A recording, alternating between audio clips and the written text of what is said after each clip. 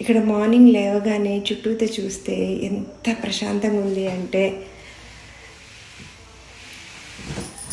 ఒక గంట తర్వాత బాగుంది, ఇంకొక గంట తర్వాత కూడా బాగానే ఉంది అని నన్ను అనిపించింది. ఇంకా ఆ తర్వాత నుంచి మీకు చూపిస్తూ ఉండండి.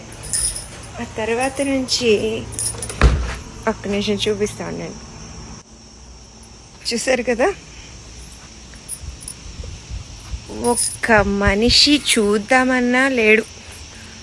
ఒక కుక్కలు లేవు, కోతులు లేవు, పక్షులు లేవు. ఎటు చూసినా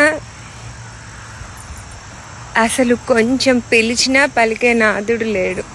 రోడ్లన్నీ ఖాళీ ఖాళీ, మొత్తం ఖాళీ. మనుషులు అన్న మాటే లేరు. ఏదో కారు వెళ్తుంది పాపం. మళ్ళీ ఎవరినైనా చూడకూడదు మనం గట్టిగా.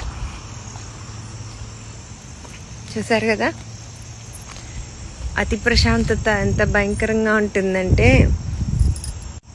పాపం ఇక్కడ ఉన్న వాళ్ళు ఊరికే ఇండియన్స్కి ఫోన్ చేసి గంటలు గంటలు మాట్లాడుతూ ఉంటే చిరాకేస్తూ ఉంటుంది మనకి. ఊరికి ఫోన్ చేస్తారు, మనం ఫోన్ నువ్వు మాట్లాడని వాళ్ళకి, పక్కన వాళ్ళకి ఇచ్చేస్తూ ఉంటాం మనకి చిరాకేసి. కానీ నాకు ఇక్కడికి వచ్చిన తర్వాత మనం ఎంత అదృష్టవంతులం అంటే,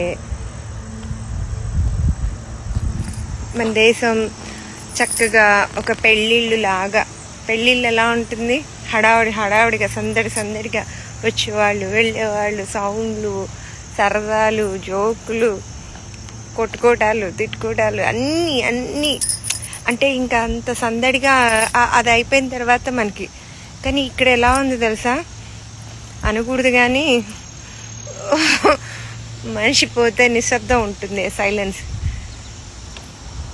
ఇంత సైలెన్స్ భరించాలంటే చాలా కష్టం. ఒక్కరోజుకే ఎలాగో ఉంది అంటే పాపం వీళ్ళు ఏళ్ల తరబడి ఇంట్లోనే ఉండి, మన వాళ్ళు ఎవరైనా వస్తే బాగుండు, పలకరిస్తే బాగుండు, మాట్లాడితే బాగుండు, ఎవరైనా పలకరించే వాళ్ళు ఉంటే బాగుండు అనే పాపం వాళ్ళందరికీ గంటలు మనకి ఫోన్లు చేసి మాట్లాడుతూ ఉంటారు. ఇందు మూలంగా చెప్పొచ్చేది ఏంటంటే, నా జన్మభూమి ఎంత అందమైన దేశము అని మన భారతదేశానికి కాలర్ ఎగిరేసుకొని మేము భారతీయులు అని చెప్పుకోండి హ్యాపీగా. యుఎస్లో ఉండి వీళ్ళు ఉద్ధరిస్తుంది ఏమీ లేదు, నాకు అర్థమైంది.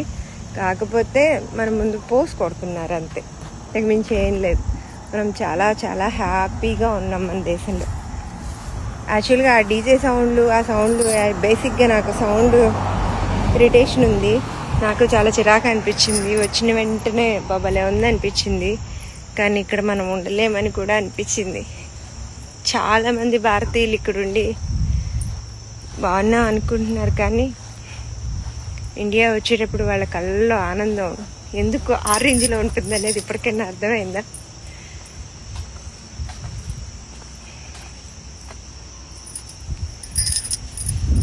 మన దగ్గర లేనిది ఎక్కడా లేదు. మన దేశంలో పుట్టడం,